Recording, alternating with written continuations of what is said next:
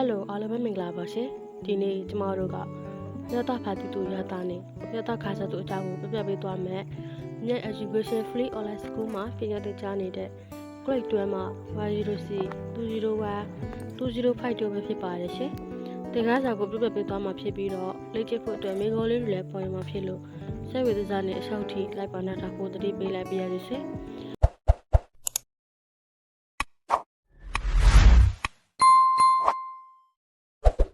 ရတခါတီတူရတာနဲ့ရတခါစားသူကိုရှာမခင်မတူဖြူကဘာသာစာပေသူတွေနာစာရများစာအုပ်မှာကောင်းအောင်ရေးသားထားတာပဲဖြစ်ပြီးတော့2018ခုနှစ်မှာထုတ်ဝေခဲ့ပြီးရပြီးစအုပ်တန်းကနေပဲထုတ်ဝေခဲ့တာဖြစ်ပါတယ်ရှင်ရှာမခင်မတူဖြူကို1942ခုနှစ်ဇန်နဝါရီလ2ရက်နေ့ပြည်တော်တိုက်ဒေသကြီးတူဖြူမြို့နယ်ကျုပ်တဲ့ရွာမှာမပေါ်ခဲ့တာပဲဖြစ်ပါတယ်ရှင်ဒီဘက်နှစ်ပါးကတော့ဖဦးရမနဲ့အမိတော်စောသိတို့ဖြစ်ပြီးရှာမခင်မတူဖြူရဲ့ငယ်သားမိကတော့မောင်ခင်အေးပဲဖြစ်ပါတယ်ရှင်။ရှာမခင်မေတူနုဖြူဟာ2025ခုနှစ်ဇန်နဝါရီလ29ရက်နေ့အသက်83နှစ်အရွယ်မှာပဲကွယ်လွန်ခဲ့တာဖြစ်ပါတယ်ရှင်။ဆရာစောကြီးရတဆော်တွေဆိုနေပြီရတဆော်တွေဖက်ကြီးစီစားကနေတင်ပြချင်းရတဖက်ကြီးတူရရည်သူဆိုတာမှာရတဖက်ကြီးရဲ့စိတ်ကူးညရည်သူဟာပဒနာဖြစ်ပါတယ်။စိတ်ကူးညဟာရတဖက်ကြီးတူရဗီဇာတက်ခံနေတဲ့ဆိုင်ပြီးတော့တောင်းကျင်လောကနဲ့ထိတွေ့လှုပ်ရှားမှုနေတဲ့ဆိုင်တွေဟုဆရာစောကြီးကမိတ်ဆွေခဲ့ပါတယ်။ရတဆော်ပဲဆိုင်ရစိတ်ကူးညဆိုတော့ကတော့တောရောက်တရားလွတ်တဲ့ဆိုင်မျိုးဟုတ်ပဲနဲ့ဘောအတွေ့အကြုံဆက်လှုပ်ရှားခိုင်စားမှုဘောအတီတီတို့ထိုင်းမဖြစ်လှုပ်ရှားတဲ့တော့ညံမှုတွေဖြစ်တယ်ဟုဆိုရပါတယ်။ထိုင်းမကောက်လေကောက်တော့စိတ်ကူးညထိမင်းနိုင်ပြီးတော့ထိုင်းမညက်လေညက်သလားယူတဲ့ညက်ဖဲတော့ရသွားနိုင်ပြီးစိတ်ကူးရဲ့အခြေအနေတို့တက်လျှော့သွားနိုင်တယ်ဟုထဲပါသည်ဟုဆရာစောကြီးကစိတ်ကူးညရည်သေးကောက်ချဖို့ကိုတုတ်တမ်းမိတ်ဆွထားပါတယ်။စေတနာကောင်းဖြစ်ဖွင့်နေခြင်းစိတ်ကူးညနဲ့ဖွင့်တဲ့ပုံနည်းနာတို့ရဲ့အရေးခတ်ဖြစ်တဲ့ခန်းစားမှုကိုပတ်ကိုက်ပေးပြီးတော့စေရည်သူရဲ့စေတနာဖြစ်သည်ဟုယူဆကြောင်းဆရာစောကြီးကမိတ်ဆွခဲ့ပါတယ်။စေတနာဆိုတာကတော့စေရည်သူရဲ့မေတ္တာဝိနာစေတနာအကျိုးလိုလားခြင်းစေတနာအမှန်လိုလားခြင်းစေတနာအမှားမလိုလားခြင်းစေတနာတရားသိကိုလိုလားခြင်းစေတနာမတရားသိကိုမလိုလားခြင်းစေတနာစသဖြင့်ဒုက္ခသောစိတ်ဓာတ်မျိုးကိုဆိုလိုပါတယ်ဟုဖိတ်ဆိုထားပါတယ်။ရဲသားဖက်ကြီးတဲ့စာရေးဆရာမှာစေတနာကပတ်ကိုက်ဖြစ်တဲ့အတွက်စိတ်ကရှိရလိုအပ်ကြောင်းဒါကြောင့်စိတ်ကမွေးရမည်ဖြစ်ကြောင်းကိုလည်းပြောကြားထားပါတယ်။ရဲသားအနိကေဘောအနိကေမြင့်တဲ့ချင်းပဲရဲသားဖက်ကြီးကစေတနာလည်းမှတ်ပြီးတော့လိမ့်နေတဲ့ဘောအထွေးချက်ကိုအခြေခံတဲ့စိတ်ကူးနေလည်းရှိတယ်။ဖက်တီးလိုက်တဲ့ရဲသားဟာဘောချေလောကကိုအတိပြုမိပြီးတော့ဘောအတိနဲ့ပေါ်ပေါင်းစေတဲ့အစစ်တရှိတဲ့ရသမျိုးဖြစ်လာမယ်။ထိုရသကိုဆရာစောကြီးကဘောအနိတဲ့နေတဲ့ချေကိုနှမ်းပြီးပေးထားပါတယ်။ရသခါသသူရှိတော့မှာထာဝရနေတဲ့တက္ကနာနဲ့တင်မှုကြနိုင်။ရသဖတ်တီသူဟာစေနာလည်းမမှန်ဘောအတွေ့ကြုံလည်းမလေးနေလေ။သူ့ရဲ့စိတ်ကူးညာကလည်းမလေးနေပဲနဲ့စိတ်ကူးရဲ့စေတူရနိုင်ခွင့်ရှိပါတယ်။ဖတ်တီလိုက်တဲ့ရသမှာလည်းအခုပေါ်ပြတဲ့အနိဒုံပါတဲ့ရသမျိုးဖြစ်လာနိုင်ပြီးတော့ထိုရသကိုဆရာစောကြီးကရသနေတဲ့ချေတဲ့တင်မှုနှမ်းပြီးပေးထားပါတယ်။ဘောအနိတဲ့နေတဲ့ချေနဲ့ရသနေတဲ့ချေတဲ့ကိုဥပမာပြရမယ်ဆိုတော့ဦးလာရဲ့ရှုပ်ပြစိုးဝတ္ထုမှာမတော့ဖြစ်ရဲ့ဘာရောနိဝတာပြေးတဲ့အမှုရကိုဖတ်ရပြီးတော့ပြုတ်ရတဲ့ရသရေထဲမှာကြာခဲ့ပြီးတော့ထိုးတိုးတော်လူမျိုးကိုမြင်ရသည့်ခါတိုင်းကတတိရစေတဲ့အတွက်ဘောအနိတဲ့ဟန်တာရသဖြစ်ပါတယ်ပထဇာရေးစမ်းမှာမထွေးလေးဆိုတော့ယူသည်ချေကိုနောက်ထားပြီးရေလိုက်ရတော့ရသကပြီးပြောင်းရသမျိုးဖြစ်တဲ့အတွက်ဘောအနိတဲ့မပါတဲ့ဟန်တာရသနေတဲ့ချေတဲ့တာဖြစ်တယ်ဟုသုတ်တက်ပြထားပါတယ်ဇာရေးသူဤစဉ်းကကြာမင်းညဝတ္ထုတဲ့ပေကိုရေးဝတ္ထုကပိုကားတယ်လို့ထင်ရှိကဘယနာကရသခေါ်အခြားရသပေးတဲ့ဝတ္ထုဘဖြစ်တဲ့ရှူတာရဲ့ပထမဆရာသိန်း